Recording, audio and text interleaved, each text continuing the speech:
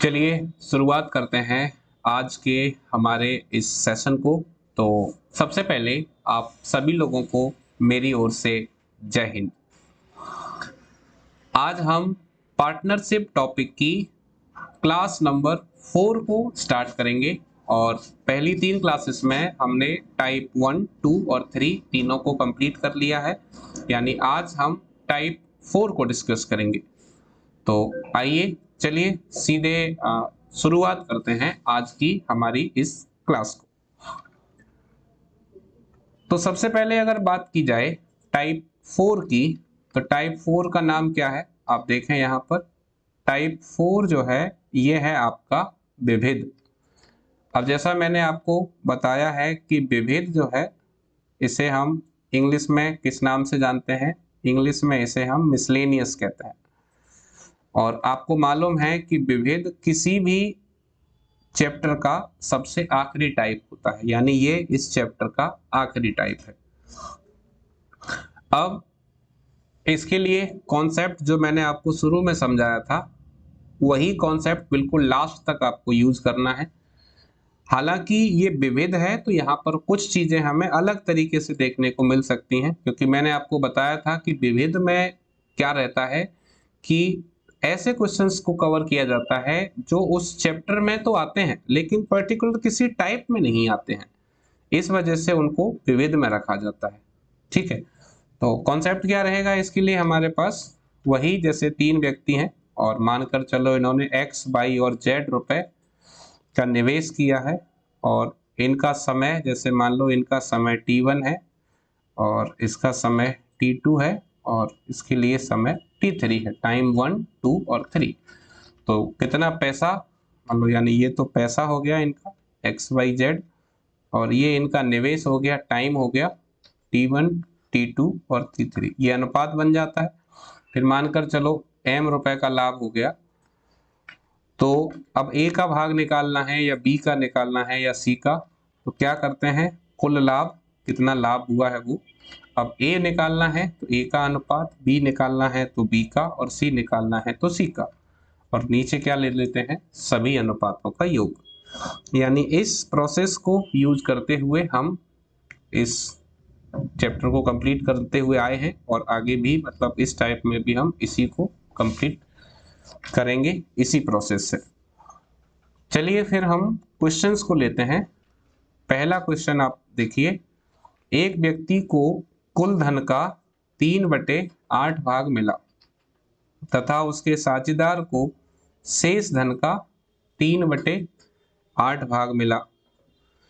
यदि दोनों भागों का अंतर 36 रुपए हो तो कुल धन कितना था, कुल धन। ठीक है, तो चलिए कुल धन देखेंगे हम कि कितना आएगा। क्या करना है, एक व्यक्ति है ना, तो अब मुझसे यहां पर पूछा जा रहा है कि कुल धन कितना है, तो कुल धन मैंने मान लिया x। अब ये कह रहा है कि एक व्यक्ति को कुल धन का 3/8 भाग मिला, तो 3/8 कितना हो जाएगा 3x/8। उसके साझेदार को शेष धन का, अब 3/8 अब मान लो इसके पास चला गया तो शेष कितना बचा, आपको मालूम है जैसे 3/8 है तो मैंने आपको बताया था नीचे वाली संख्या कुल होती है। ठीक है, यानी 8 भाग कुल हैं, 8 भाग में से 3 भाग जो है वो मिल गए पहले वाले को, तो शेष कितना बचेगा 5, तो 5/8, तो शेष आपके पास बचा 5x/8। अब शेष का 3/8, यानी जो शेष है उसका 3/8 मिला है दूसरे को, उसके साझेदार को, और ये कहा जा रहा है कि इसका जो अंतर है वो कितना है 36 रुपए। तो ये है आपके पास कॉन्सेप्ट। ऐसा क्वेश्चन अगर कभी आपसे पूछा जाए तो कॉन्सेप्ट वाइज इसको ऐसे ही देखना है, जैसे एक व्यक्ति को 3/8 मिला है, कुल धन अगर x है तो 3x/8 होगा, साझेदार को शेष धन का, तो यहाँ से शेष मैंने निकाला, 8 में से 3 माइनस कर दिया तो 5x/8 ये शेष है, शेष का 3/8 तो उसका 3/8 बराबर कितना मिल रहा है 36। अब इसको सॉल्व कर लेंगे, यहाँ पर 8 है, यहाँ पर 64 है, तो एलसीएम कितना आ जाएगा, एलसीएम आ जाएगा 64। अब 8 का भाग 64 में 8 बार, फिर 8 का गुणा 3 से, तो 8 दिया 24, 24x। अब यहाँ 8 इंटू 8 64, 64 का भाग 64 में देंगे एक बार, फिर 1 का गुणा ऊपर करेंगे तो 5 दिया 15, 15 एकम 15, 15x बराबर कितना है 36। अब इसको अगर सॉल्व करेंगे तो ये 64 तो आपका इस तरफ आ जाएगा गुणा में, और 24 में से 15 माइनस किए कितना बचेगा 9x, तो 9x बराबर क्या होगा 36 इंटू 64, तो कैंसिल कर लेते हैं 9 से काटेंगे तो 9 चौक 36, यहाँ पर क्या बच गया x, 4 का गुणा करो तो 4 इंटू 4 16, और 4 6 24, 24 और 1 25, तो x का मान कितना आ गया, x का मान आ गया हमारे पास 256, और हमें क्या निकालना था, यही बताना था। तो कुल मिलाकर हमारे पास जो मान निकल के आया वो कितना आया 256। Correct answer option number D. Clear. अब ये क्या है, ये इस क्वेश्चन को हल करने के लिए आपके पास कॉन्सेप्ट है, यानी तरीका यही है। अब आप ये देखिए कि इस क्वेश्चन को अगर आप कॉन्सेप्ट से करते हो तो आपको टाइम लग रहा है, भले ही ज़्यादा नहीं लगे पर फिर भी 30 सेकंड या 1 मिनट का समय तो आपको लग ही रहा है। अब इसे हम ट्रिक से भी कर सकते हैं, तो इसके लिए आप ट्रिक जान लें। ट्रिक क्या होने वाली है, ट्रिक में आपको केवल 10 से 20 सेकंड का समय लगेगा और तुरंत आप आंसर निकाल पाओ। अगर आपको कभी भी ऐसे दिया हो 3/8 3/8 भाग, तो आप क्या करें, डायरेक्ट जो है इन भागों का गुणा कर लें। जैसे आप देखो यहाँ पर 3/8 पहला और 3/8 दूसरा, और इसको बराबर रख दें किसके, अंतर के, इसे कहते हैं अंतर बराबर अंतर। तो अब इसको कैंसिल करो, 3 इंटू 3 कितना 9, यहाँ काटेंगे तो 9 से 36 को काटो, 9 चौक 36, यहाँ 1 बराबर कितना मिलेगा, आप देखो 8 इंटू 8 64, 64 को इधर लेके आएंगे 64 इंटू 4, तो गुणा करोगे तो 1 बराबर कितना मिलेगा, 64 इंटू 4 करेंगे तो 256। आप देखो यही हमने कॉन्सेप्ट से निकाला था और यही हमारा आंसर किससे आ रहा है, ट्रिक से। तो इस क्वेश्चन को हल करने के लिए आपके पास जो ट्रिक होगी वो क्या होगी, सीधे जो भाग दिए हैं उसको आपको बराबर रखना है अंतर के। क्लियर। ओके, तो अब आगे बढ़ते हैं अगले क्वेश्चन की तरफ। क्वेश्चन नंबर 2 क्या है, ए, बी और सी एक कंपनी में हिस्सेदार हैं। किसी एक वर्ष में ए को लाभ का 1/3 भाग, बी को 1/4 भाग मिला और सी को 5,000 रुपए। तब ए को लाभ के फलस्वरूप कितने रुपए मिले। चलिए ठीक है, यानी 3 पार्टनर हैं जिसमें एक किसी वर्ष में ए को 1/3 मिला है, बी को 1/4 मिला है और सी को 5,000 रुपए मिले हैं। तो ये बताना है कि ए को कितना मिला। तो पहले तो हम ये देख लें कि कुल मिलाकर ए और बी का भाग कितना आ रहा है, ए और बी का भाग। तो ए को मिला है 1/3 और बी को मिला है 1/4। 1/3 और 1/4 को अगर हम हल करेंगे तो 3 और 4 का एलसीएम कितना हो जाएगा 12। 3 का भाग 12 में दोगे तो 4 बार जाएगा और 4 का भाग 12 में दोगे तो 3 बार जाएगा। तो ये कितना हो गया टोटल, ये आपका बन जाएगा 7/12। अब मैंने आपको बताया है कि नीचे वाली संख्या जो है वो कुल भाग को बता रही होती है। तो यानी कुल अगर 12 भाग हैं तो उसमें से 7 भाग किसे मिल गए, ए और बी को। अब शेष कितना बचा? 12 में से जब हम 7 माइनस करेंगे तो कितना बचेगा? 5 बचेगा। तो शेष बचेगा 5/12, ये मिला है सी को। तो जो कुल भाग है टोटल, है ना, तो जो कुल भाग है, एक मिनट इसको, तो आपके पास जो कुल भाग है उसका 5/12, 5/12 किसको मिला है? सी को, जिसका मान कितना दिया है? 5000। कैंसिल करेंगे, 5 से काटो 5000 को एक बार और 3 जीरो तो 1000। तो यहां से कुल का मान कितना आएगा? इस 12 का गुणा यहां कर दोगे, इसका मतलब जो कुल लाभ हुआ है वो कितना हुआ है? 12,000 रुपए का, 12,000। अब आपसे ये पूछा जा रहा है कि इसमें से ए को कितना मिलेगा या ए को कितना मिला, तो ए का भाग। अब आपको मालूम है कि टोटल लाभ जो है 12,000 का है और इस 12,000 में 1/3, 1/3 मिला है किसको?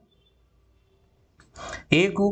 तो आप यहां पर आसानी से कैंसिल कर सकते हैं, 3 से 12,000 को काटो, कितना आ जाएगा? 4,000। इसका मतलब आपका आंसर क्या होगा? आपका आंसर होगा ऑप्शन नंबर बी, 4,000। क्लियर? तो ऐसे क्वेश्चन में बस आप सीधे सीधे याद रखें कि जो शेष दिया है पहले निकाल लें कि टोटल कितना आ रहा है। जैसे क्वेश्चन में कहा गया था कि ए का 1/3 भाग है, बी का 1/4 भाग है, तो हम ये देख लें कि ए और बी ने कुल मिलाकर जो टोटल था उसमें से कितना भाग ए और बी को मिला है। तो ये हमारा 7/12 निकल के आया। इसका मतलब अगर 12 कुल भाग हैं तो 7 भाग ए और बी के पास हैं। अब फिर शेष कितने बचे? 5/12। ये किसके पास जाएंगे? सी के पास। तो कुल कितना रहा होगा? तो हमने क्या किया? शेष को बराबर रख दिया शेष के। तो यहां से कुल आ गया 12,000, फिर 12,000 का 1/3 ए को मिला है, वही निकालना था। तो आंसर 4,000। क्लियर? चलिए आगे बढ़ते हैं। अगला क्वेश्चन लेंगे, क्वेश्चन नंबर 3। एक व्यक्ति 3 विभिन्न योजनाओं में 6 वर्ष, 10 वर्ष और 12 वर्ष के लिए क्रमशः 10%, 12% और 15% की दर पर निवेश करता है। प्रत्येक योजना की अवधि पूरी होने पर उसे समान राशि मिलती है। उसके निवेशों का अनुपात क्या है? तो वास्तव में ये क्वेश्चन आपका साधारण ब्याज से है, लेकिन चूंकि निवेश की बात हो रही है इसलिए उसको यहाँ पर पार्टनरशिप में रख लिया। तो एक कोई व्यक्ति है जिसने 3 अलग अलग स्कीमों में 6, 10, 12 वर्ष के लिए 10, 12, 15% के हिसाब से पैसा लगाया। तो हम ये मानकर चलें कि पहला वाला भाग उसका ए रुपए है, जो कि उसने लगाया है 6 वर्ष के लिए और रेट है पहले वाले के लिए 10%।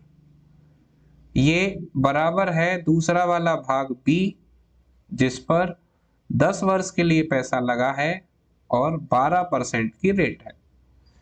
तीसरा वाला भाग मान लेते हैं सी, जिस पर 12 वर्ष के लिए पैसा लगाया गया है और 15% की दर है।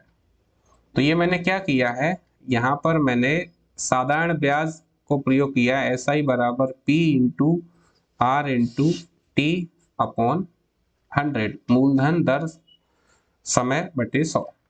तो आपके मन में आ रहा होगा कि सर आपने यहाँ पर बटे में 100 तो लिखा नहीं, तो क्यों नहीं लिखा वो समझिए। वैसे तो कायदे से देखें तो यहाँ पर ये होना चाहिए था, बटे में 100 तीनों में होना चाहिए।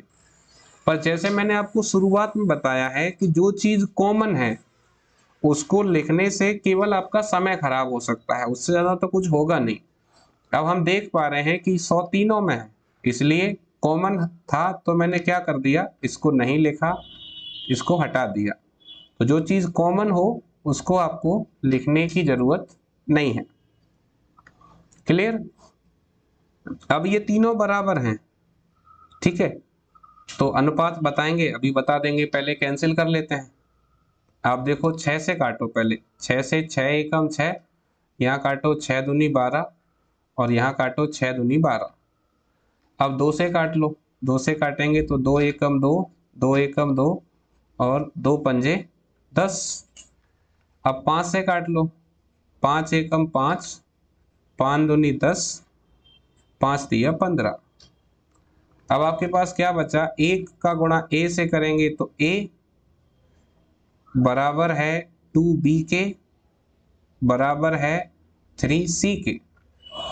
अब आप याद करो अनुपात और समानुपात चैप्टर जो मैंने आपको पढ़ाया था, तो उसमें जब ऐसी कंडीशन बनती है कि ये तीनों बराबर हैं, तब हम क्या करते हैं, इन संख्याओं का एलसीएम ले लेते हैं। इसके साथ कुछ नहीं है तो 1, यहाँ 2 है और यहाँ पर 3 है, 2 और 3 का एलसीएम कितना, 6। अब अगर आपको अनुपात बताना है तो क्या करना है, जैसे आपको बताना है कि ए बी सी का अनुपात कितना है, तो उसके लिए 1 के साथ कुछ नहीं है तो 1 होगा। 1 का भाग आप 6 में दोगे कितनी बार जाएगा, 1 ही बार जाएगा। फिर 2 का भाग 6 में दोगे कितनी बार जाएगा, 3 बार जाएगा। एक मिनट, यहाँ पर जो है ये आपका 1 का जब भाग देंगे तो ये 6 बार जाएगा, है ना, ये 3 बार जाएगा। और 3 का भाग 6 में देंगे तो 2 बार जाएगा। तो कितना मिलेगा हमें, 6 3 2। ये हमारे पास ऑप्शंस में देखें तो कौन सा ऑप्शन है, पहला वाला ऑप्शन ए, 6 अनुपात 3 अनुपात 2। क्लियर? अब मैंने आपको अगर याद हो तो एक तरीका और बताया था कि अगर कभी आपको ऐसी कंडीशन मिलती है जिसमें तीनों के बीच में बराबर लगा हो तो क्या करें, जैसे अगर a निकालना है, a जैसे बिना एलसीएम के अगर करते हैं, एलसीएम ना नहीं लें, a निकालना है तो a को छोड़कर b और c के साथ जो संख्या है उसका गुणा कर लें। जैसे 2 का गुणा 3 से करोगे 2 तिया 6 तो 6 आ जाएगा। फिर b निकालना है तो b को छोड़कर जो बच रही हैं उसका गुणा कर लें, 3 का गुणा यहाँ 1 से करेंगे तो 3 आ जाएगा। और अगर c निकालना है तो c को छोड़कर जो बच रहा है उसके साथ गुणा कर लें, 2 का गुणा 1 से करोगे तो 2 आ जाएगा। यानी एलसीएम से भी किया जा सकता है और बिना एलसीएम के भी किया जा सकता है। क्लियर? चलिए आगे बढ़ते हैं, क्वेश्चन नंबर 4 को देखें। क्वेश्चन नंबर 4 हमारे पास क्या है, a, b तथा c ने एक कार्य को 16,500 में समाप्त करने का ठेका लिया।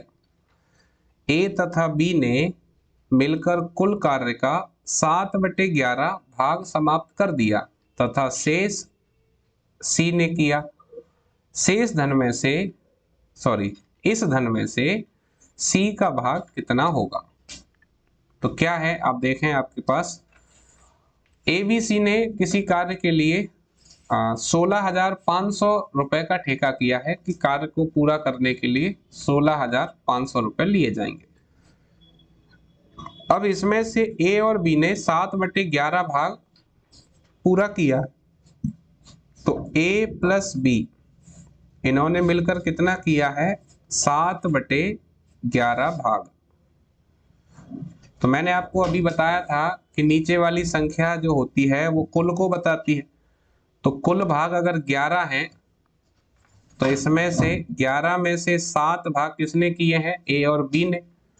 तो शेष कितना बचेगा, शेष 7/11 अगर इन्होंने कर लिए तो शेष बचेगा 4/11, है ना। तो ये शेष भाग किसने किया है, C ने। तो C को 4/11 मिलेगा कुल राशि का। हमें क्या बताना था, C का भाग।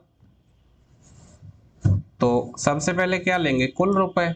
कुल रुपए कितने हैं, 16,500 इंटू C का बताना है और C ने शेष किया है, तो शेष कितना है 4/11। तो ये 4/11 भाग जो है वो C को दिया जाएगा। 11 से कैंसिल करो, 11 से कैंसिल करेंगे, 11 एकम 11, कितना बचेगा 5, तो 11 पंजे 55, फिर 2 जीरो के लिए 2 जीरो, गुणा करेंगे 1500 इंटू 4 करोगे तो कितना हो जाएगा 15 चौक 60 और फिर 2 जीरो।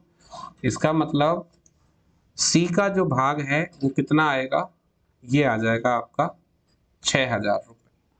ठीक है, तो ऐसे क्वेश्चन अगर मिले तो ज़्यादा समय खराब नहीं करना है, सीधा आप अपना आंसर निकाल सकते हो।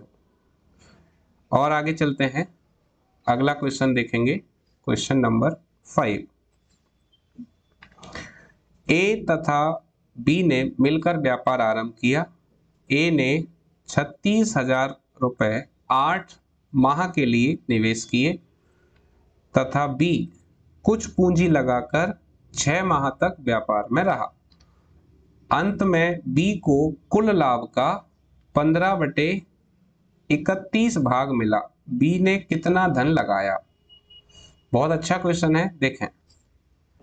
ए ने कितना लगाया? ए ने लगाए 36,000 रुपये, 36,000,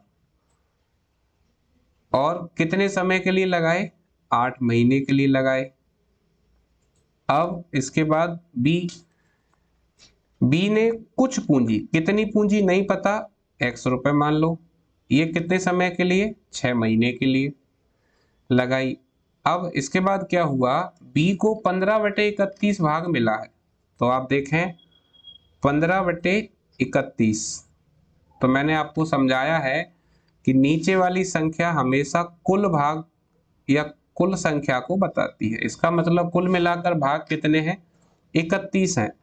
31 में से 15 भाग किसे मिले हैं? बी को। ठीक है, तो आप सामने लिखेंगे, ये नीचे बी है, एक मिनट, ये बी है, तो यहां पर बी को कितने मिले हैं? 15। अच्छा, टोटल 31 हैं जिसमें से बी को 15 मिले हैं, तो अब बाकी कितने बचे? 31 में से 15 माइनस कर लो, कितने रह जाएंगे? 16। इसका मतलब ए को कितने मिले होंगे? 16 मिले होंगे। ठीक, अब यहां से आपको x की वैल्यू निकाल लेनी है बस। तो देखें, कैंसिल करते हैं, 8 से काटो 16 को 2 बार, यहां पर 2 से काटेंगे 36,000 को, कितनी बार कैंसिल हो जाएगा? 18 बार, 18,000। अब 6 से कैंसिल करते हैं 18 को, तो 6 तिया 18 और 3 जीरो, तो कितना आ जाएगा? 3,000। अब क्या होगा? क्रॉस मल्टीप्लाई, 3,000 का गुणा इधर, और यहाँ पर कुछ नहीं बचा, x का इधर, तो यहाँ से क्या मिलेगा? यहाँ से आपको मिलेगा x बराबर 15 का गुणा 3,000 से करेंगे तो 15 इंटू 3 45, और 3 जीरो के लिए 3 जीरो, तो हमारा जो आंसर आएगा कितना आ जाएगा? 45,000। इसका मतलब ये हुआ कि बी ने कितना धन लगाया था? बी ने लगाया था 45,000। काफी जल्दी किया जा सकता है, आप देख रहे हैं कि तुरंत तुरंत जो है हम क्वेश्चन को बना पा रहे हैं। तो बस आपको इसी अप्रोच से काम करना है, इसी अप्रोच को सीखना है, और आपके भी आंसर्स बहुत जल्दी आएंगे। बस आप इस पर ध्यान देते हुए इस पर प्रैक्टिस जरूर कर लें अच्छे से। ठीक है, चलिए और आगे बढ़ते हैं, अगला क्वेश्चन लेंगे, क्वेश्चन नंबर 6। 3 साझेदार ए, बी और सी ने एक व्यापार का लाभ इस प्रकार से बांटा जाता है कि ए के भाग का 4 गुना, बी के भाग का 6 गुना तथा सी के भाग का 11 गुना बराबर है तीनों को मिलने वाली लाभ की राशियों का अनुपात। अब अगर यहां पर ध्यान दें तो मैंने अभी आपको यहां पर बताया था कि अगर ऐसा केस मिलता है तो इसे एलसीएम और विदाउट एलसीएम दोनों तरीके से कर सकते हैं। तो देखें, ए के भाग का 4 गुना, तो 4 गुना कितना होगा? 4 इंटू ए, तो 4a, ये बराबर है बी के भाग का 6 गुना, तो ये कितना होगा? 6b, ये बराबर है सी के भाग का 11 गुना, तो ये कितना होगा? 11c। अब अगर एलसीएम से करना चाहते हो तो एलसीएम ले लो। एलसीएम कितना आएगा? एलसीएम यहां पर अगर हम लेते हैं तो ये आपको मिल जाएगा 132। 132 आ जाएगा, हाँ बिल्कुल।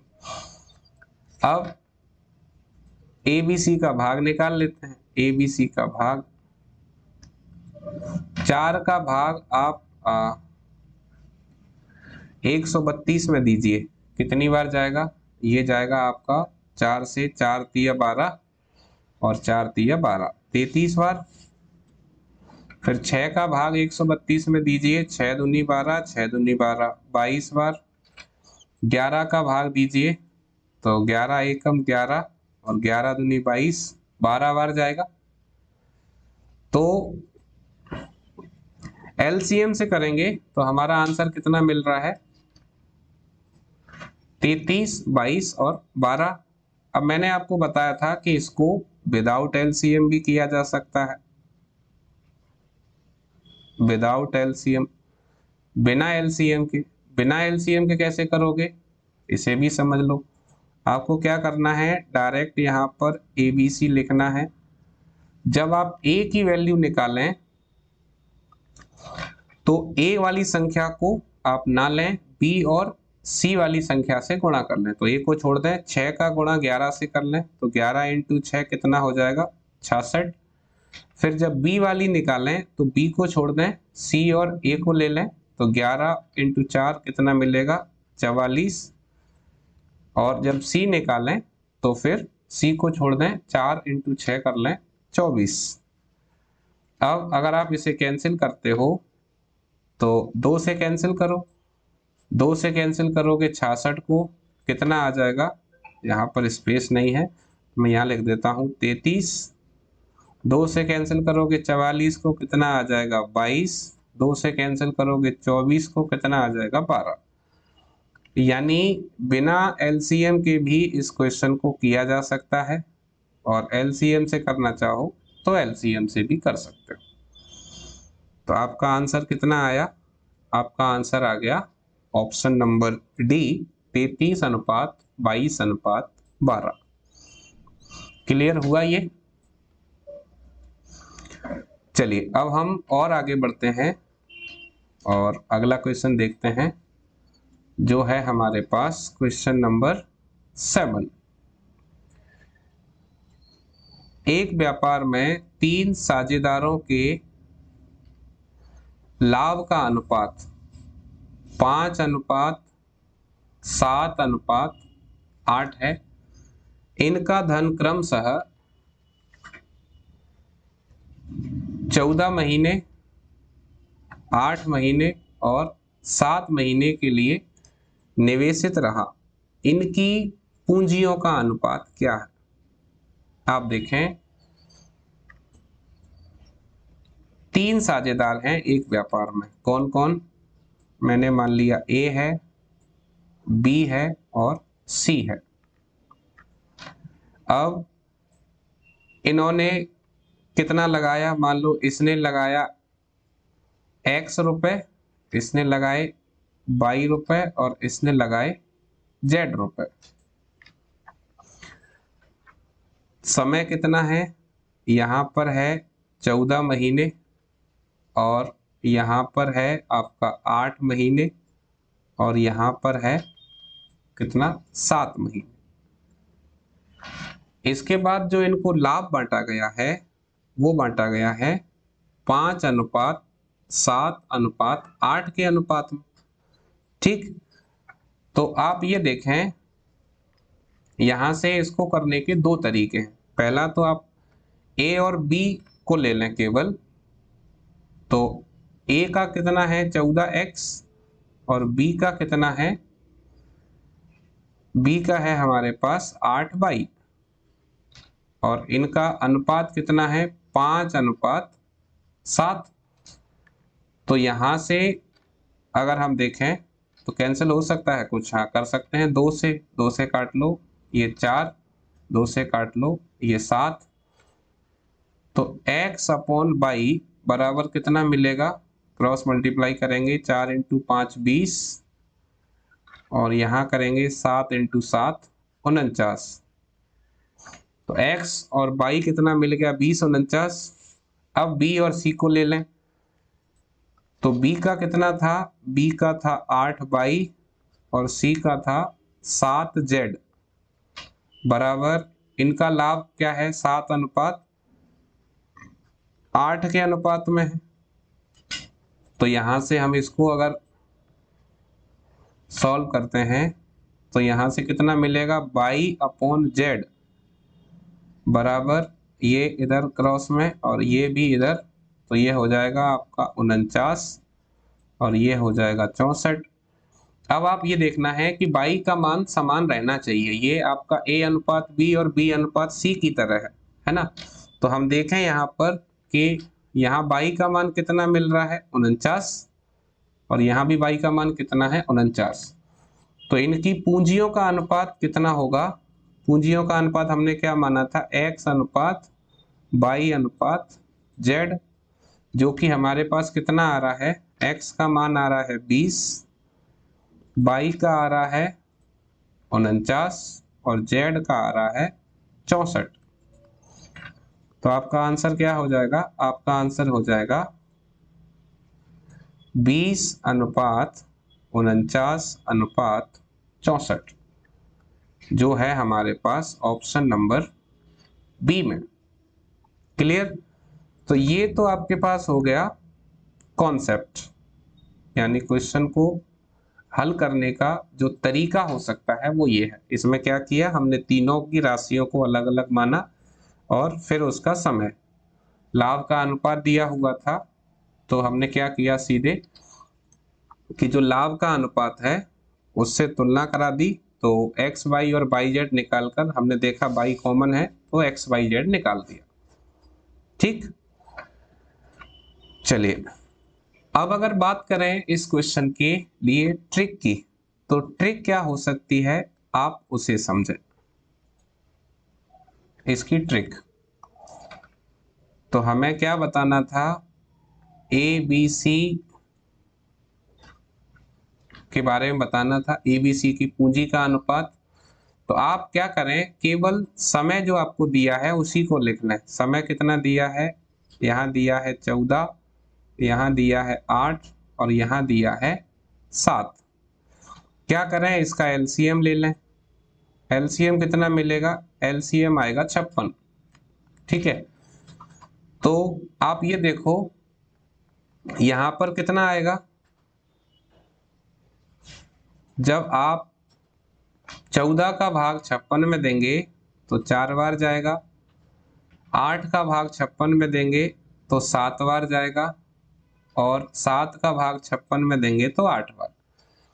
अब आपको क्या करना है, एक मिनट, यहाँ इसको पूंजी लिखने की बजाय हम इसको अनुपात लिख देते हैं। ठीक है, यानी जब हमने एलसीएम से अनुपात निकाला तो ये मिला, साथ में आप लाभ का अनुपात भी लिख लें। लाभ को किस अनुपात में बांटा जा रहा है, 5 अनुपात 7 अनुपात 8 में। तो अब आपको क्या करना है, अगर आपको पूंजी का अनुपात निकालना है, देखें पूंजी का अनुपात निकालना है तो इसके लिए सीधा तरीका आपके पास क्या होगा, आप इस वाले अनुपात का लाभ के अनुपात से गुणा कर लें। तो 4 का हम यहाँ गुणा करेंगे 5 से तो कितना हो जाएगा, 4 पंजे 20। 7 का गुणा 7 से करेंगे तो ये कितना मिल जाएगा, कि आपको मिल जाएगा 49। और ऐसे ही अगर हम 8 का गुणा 8 से करते हैं तो कितना हो जाएगा, 8 इंटू 8 64। तो आपका आंसर कितना आ जाएगा, 20 अनुपात 49 अनुपात 64। तो ये एक और आपके पास सरल रास्ता है। आपको क्या करना है, जो आपको समय दिया है उस समय का आप एलसीएम ले लें, एलसीएम के बाद जो संख्या मिले वो वाला अनुपात और लाभ का जो अनुपात है उसका गुणा कर दोगे तो आपको सीधे सीधे पूंजी का अनुपात मिल जाएगा। ठीक है, तो इसी के साथ आपका ये जो चैप्टर है पार्टनरशिप वो कंप्लीट होता है। तो एक बार हम जल्दी से क्या करते हैं, आज की जो क्लास का रिव्यू है उसे देख लेते हैं, रिकैप कर लेते हैं तुरंत तुरंत। तो आज हमने टाइप 4 को डिस्कस किया जिसमें मिसलेनियस क्वेश्चंस को कवर करना था।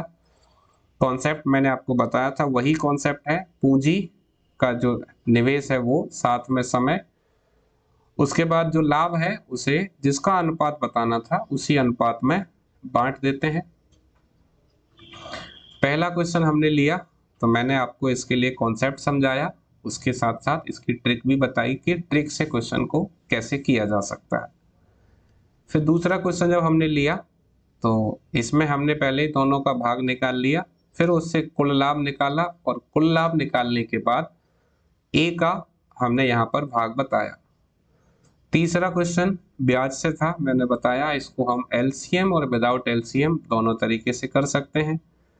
फिर क्वेश्चन नंबर 4 में शेष भाग हमने निकाला और उसको फिर वो शेष काम सी ने किया था तो सी का वहां से भाग निकाल दिया कि सी को कितना धन मिलेगा। नंबर 5 में हमने क्या किया, पहले तो जो अनुपात है उसको रखा, बी के सामने बी का लाभ, ए के सामने ए का लाभ, उसके बाद सॉल्व करने पर हमें आंसर मिला था 45,000।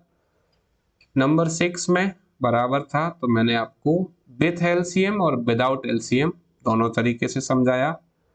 नंबर 7 कॉन्सेप्ट भी पहले मैंने आपको बताया कॉन्सेप्ट से कैसे करना है, उसके बाद मैंने ट्रिक भी आपको बताई कि ट्रिक से कैसे किया जाएगा। क्लियर? तो इसी के साथ आपका ये सेशन कंप्लीट होता है। कैसी रही आज की क्लास, हमें फीडबैक जरूर देते रहें और लगातार जो आप मेहनत कर रहे हो इसको इसी तरह करते रहें, जिससे बहुत जल्दी आने वाले समय में आपको एक बहुत अच्छा जॉब जो है वो मिल पाएगा और आप एक करियर में अपना कुछ मुकाम हासिल कर पाओगे।